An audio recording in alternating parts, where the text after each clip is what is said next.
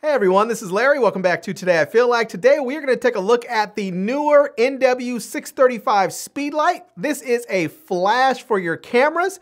We're going to go ahead and unbox it, see what it looks like, and then we're going to test it out. So here we go. Okay, so let's just take a quick look around the box here, and there's really nothing. There's some branding on that side, nothing there, nothing there. Amazon barcode, and here just a little bit of branding and an idea of what the flash looks like. So yeah, I'm actually really appreciative of that because I love the fact that there's not a whole bunch of extra packaging that you have to pay for. So let's get this out of here. We have the infamous silica gel right there. Do not eat. So I tell you guys, I love the silica gel. It just cracks me up. It's always there. It's ever present. So, all right, let's see what else we have in here. Let's just get everything out of the box if we can. All right, so it looks like we're going to get a user manual there. It looks like we're going to get just a contact card if you need to contact them. We also are going to get a flash diffuser. So for those of you that don't know, this goes on the flash head and it actually diffuses the light a bit so it's a little bit softer so you don't end up with such a harsh looking light. So we'll set that over there because, well, we may actually need that. So let's get this out of the package here and see what else we get. All right, well, first of all, we get a pouch here, and this is nice. So we're gonna get this pouch that we can use to keep the flash in, which I think is kind of cool. And we're also going to get a little stand. So for people who don't know, if you've never used a Speedlite before, sometimes you need to put your light somewhere, you know, just down low, or you need to put it somewhere where you can just set it upright off your camera. And this is going to allow you to do that. You can just go ahead and slide this. Let's see, I think I may have to take this off. So there's a little cover on there. Let's see if I can loosen that up there. And slide this, let's see, this needs to slide off. There we go.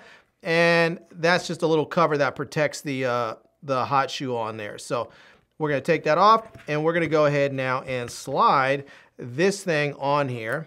And there we go. Now we can tighten that down. And just like that, the flash sits upright. So that's it. So now if you need to put this somewhere, you can set it upright and there you go. So, all right. Now on the flash, let's just we'll take this off here for a moment and we'll just take a look around the flash and see what this is going to, see if I can get this thing off there. There we go. Just had to untighten it and before you do that. So, all right.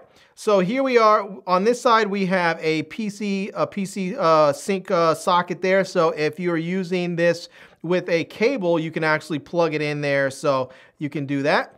It has a little rubber flap on there that keeps it, I imagine, somewhat water and dust proof there. So if you're out at the beach or somewhere, you won't get a bunch of crud in there. We also have a nice big sensor up front. This is going to, or actually this may be a light, I think actually maybe a light that you can use if you're shooting in complete darkness so that you can send a beam of light out to your subject that it can focus on. So right here in the front, we also have a lightning cable. I believe this is so that you can plug. I'm not sure what you plug in here.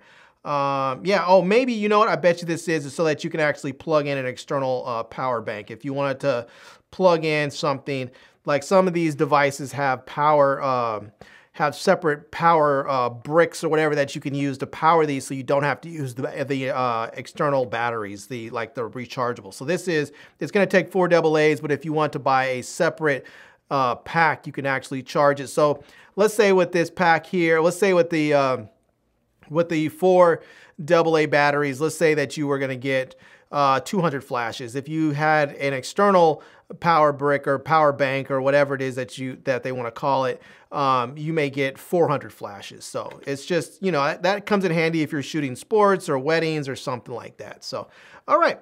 Yeah. So the head can rotate, you know, it can rotate up and down like that. So you can go full 90 degrees like that. Actually, you can go, or it says 75 degrees, but you can go straight up. You can go down like that.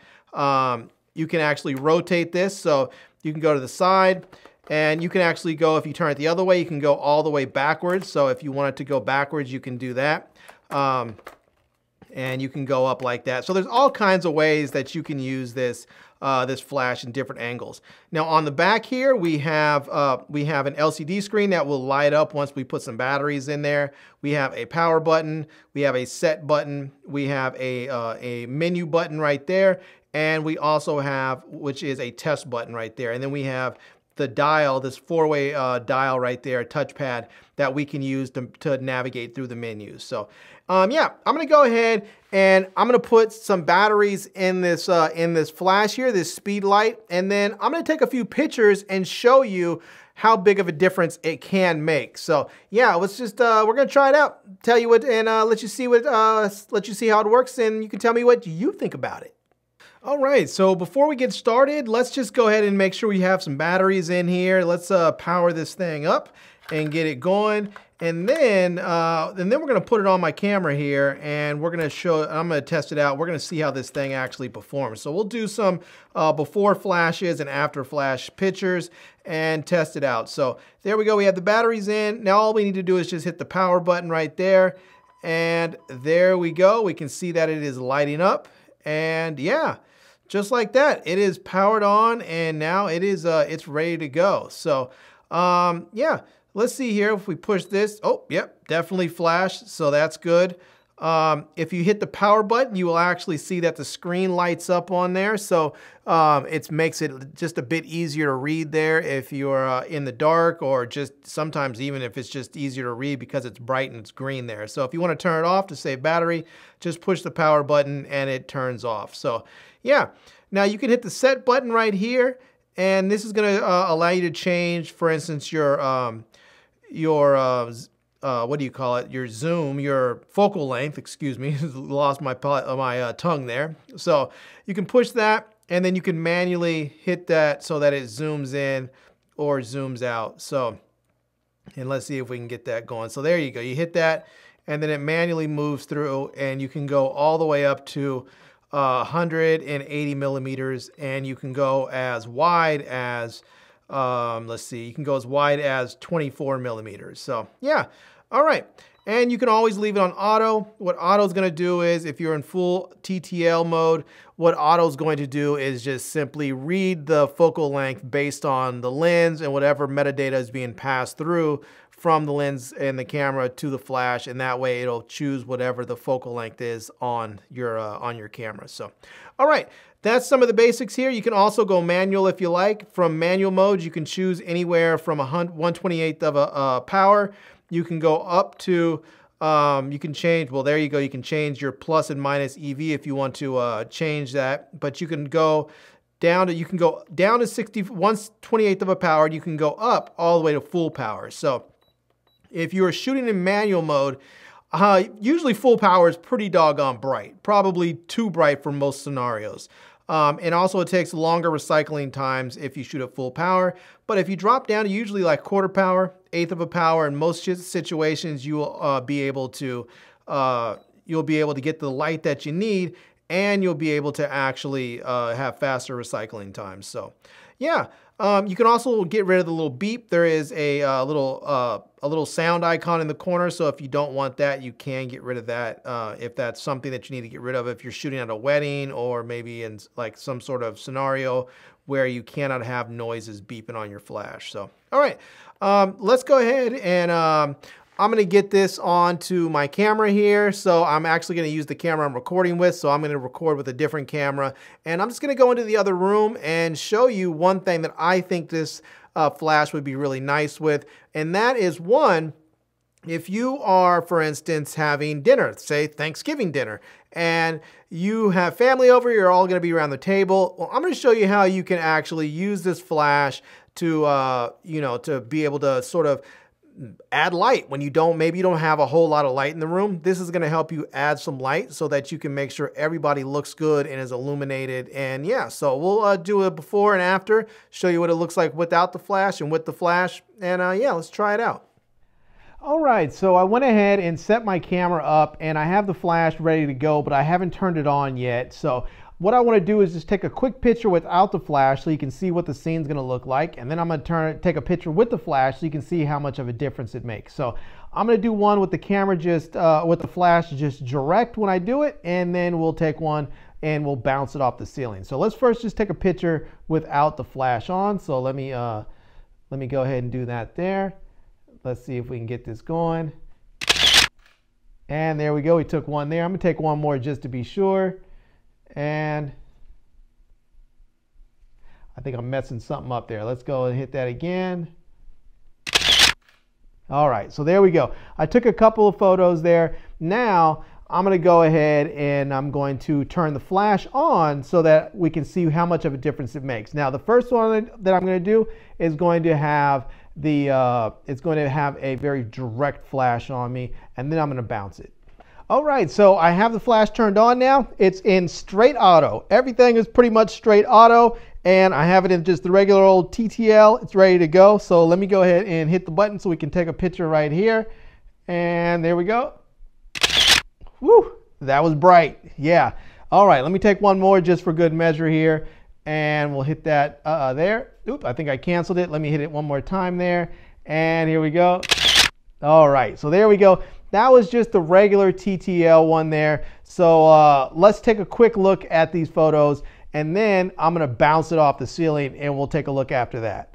Okay, so this is the photo with the TTL and the flash direct, and I can say that it looks pretty good. I mean, it's exactly what you would expect from a direct flash on TTL. The walls look properly exposed, the clothing looks properly exposed, you know, the skin tones look good. There are direct shadows on there because, well, you're shooting the flash direct. So let's take a look at the second photo here, and we can see that it looks pretty much identical. And that's one of the really nice things about using TTL is that you get very repeatable results.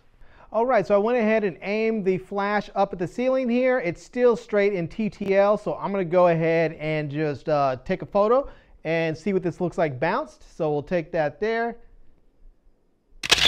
And there we go. It went ahead and bounced it. We're gonna take one more for good measure here. All right, so that was one more. I'm gonna go take a look and see what this looks like. So as we look at this photo here, we can tell first that it's considerably darker than the other photo where it was direct flash. This one is bouncing. However, the shadows are not nearly as harsh. So there are shadows in there, but they are not nearly as harsh. And if we look at the second photo, it's nearly identical. And that, again, is one of the nice things about TTL. You get very repeatable results.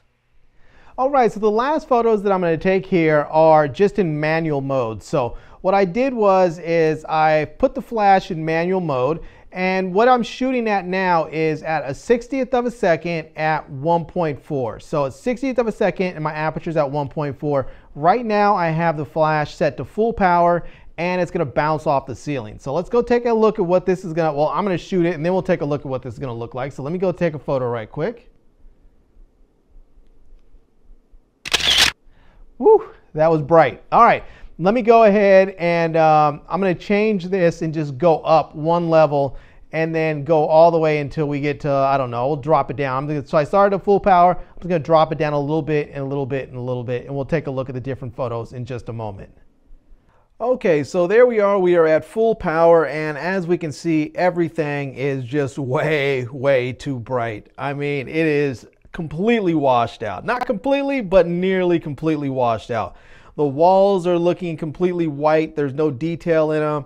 My skin is looking white. There's no real color in it or detail in it. My sweatshirt looks a different color. Instead of a rust color, it looks really orange.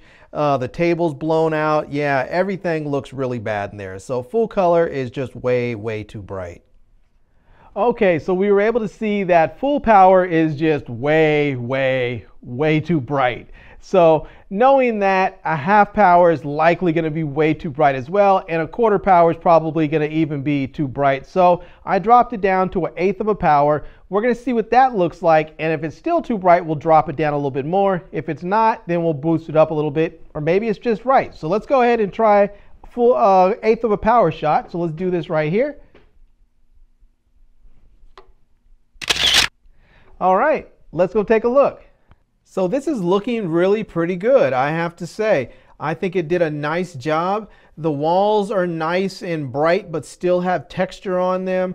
My hoodie has the appropriate color. My skin tones look really pretty good. And those harsh shadows are gone. I'm not seeing a bunch of shadow under the table. I'm not seeing a bunch of shadows around my head. None of that. It looks like it's a really pretty nicely exposed photo. So it looks like 1/8 of a power is really perfect. I think that looks great. That is fantastic. Everything is nice and bright. Everything looks really clean and clear. I think that is probably spot on right there. Some people may like it a little bit darker. Some people think things should be a little bit more natural the way they are. So I'm gonna go ahead and I dropped the power down to 1/16, and I'm gonna take another photo right quick just to see what that looks like. So let me go ahead and take that at 1/16 power. And there we go. And I'm going to go ahead and peek in there and see what this one looks like. Now, looking at this photo, I have to say this is the best one yet. So this has to be the most properly exposed. If we look at the walls, they are nice and bright. They still have texture, but they don't have any of the hot spots that we saw before with 1/8 power. If you look at the painting over there, you can see all details in the painting. It's not blown out. My skin tone looks good without any hot spots on there. The color of my hoodie looks good. There's no crazy shadows anywhere. This is a really nicely exposed photograph. All right, so 1/16 of a power is looking pretty good, I have to admit. My subject, which is me, is still nicely lit up. Everything else is still nicely lit up. And the walls are getting a little bit more texture in there, which some people really, really like. They like to see all those fine details and everything be perfectly exposed. But I'm actually going to go ahead and take another photo. I dropped the power down to 1/32, and let's see what that's going to look like. So I'm going to go ahead and take another photo right here. And I'm going to go ahead and take a look at this now. This photo here is at 1/32 of a power, and it's too dark. We're starting to go into the underexposed area. So we can look at the walls and see there's still texture in there. The walls still look okay. The painting still looks fine. But if we start looking at my face, we can see that I'm starting to lose detail in my face because it's going too dark. And if we look at the chair there, we can see the chair is starting to go too dark as well. We're losing detail in the chair as well. Now this is 1/64, and we can see if we look at the chair that the blacks are completely crushed. There's no detail in the back of the chair at all. If we look at the area underneath my chin there and around my face, there's really very little detail in there. And if we look at the area of my lap under the table, there's no light that reached there either. So it's pretty much really dark there. So yeah, 1/64 is just too far underexposed to be passable. Now 1/64 power was a little bit too dark for me, and I like it probably around 1/16. I think looks the best. 1/8 was too bright. It was bright, it looked good, but it was a little bit too bright. 1/16 I think is what the sweet spot was for me. 1/32 still looks pretty good, but it was getting into that darker area that, you know, I like to stay away from. I like to have my photos a little bit brighter, a little bit punchier. So, but for some people like that. That's the look they're going for. So, but one thing that's really nice about this flash is that you can actually shoot in TTL and let your camera do all of that for you, or you can shoot in, you know, in completely manual mode like I was doing in these last shots, and you can fine tune your images to get it exactly the way you want it. The flash is going to let you do either or. I'm sort of old school, so I like to shoot manually, but it's also nice when you're in a hurry and you don't have time to work everything out to just go ahead and shoot everything with TTL. Now I did want to take one last photo, and that is because when I'm shooting flash in here, I'm shooting at 1/60th of a second at f1.4 with my ISO at 100. Before, when I was shooting the sample shots, I was letting the camera judge for me what the exposure was going to be, and it had dropped down to like 1/8 of a second at f1.4 at ISO 100. So what I'm going to do is I'm actually going to go ahead and give it the exact same exposure at 1/60th of a second at f1.4 at ISO 100. So you can see what it looks like if I shot the exact exposure without the flash. So this photo here is obviously very underexposed. And again, this is at a 60th of a second f1.4 at ISO 100. And this is the opposite of what we saw earlier with the very overexposed photo at full power. This is a very underexposed photo with very little detail. So yeah, this is not a workable photo at all. All right, everyone, so there we have it. That is it. That is a look at the Neewer NW635 Speedlite. This has a guide number of 58. So yeah, I'll let you do the math, but this is a pretty strong light and it's very full featured. You can set this thing for completely auto with TTL, or you can go completely manual if you like. You can use this on camera like it is right here, or you can use multiple flashes and go off camera, and you can have one set as a master and the others as slave units so that you can set them all off at the same time and you can control them from the master. It really is a fantastic, fantastic system right here. This light is really, really wonderful. So anyways, I'm going to leave links to this product down below in the video description so that you can check it out. I'm also going to leave links to my Amazon page and my social media contacts so that you can reach me elsewhere. And I hope you enjoyed seeing this video. If you did, please give it a big thumbs up and please subscribe to this channel and follow me on Facebook. And I am Larry with Today I Feel Like. Thanks for coming back to see me. Come back and see me soon. And until next time, love, peace, and hair grease. Peace.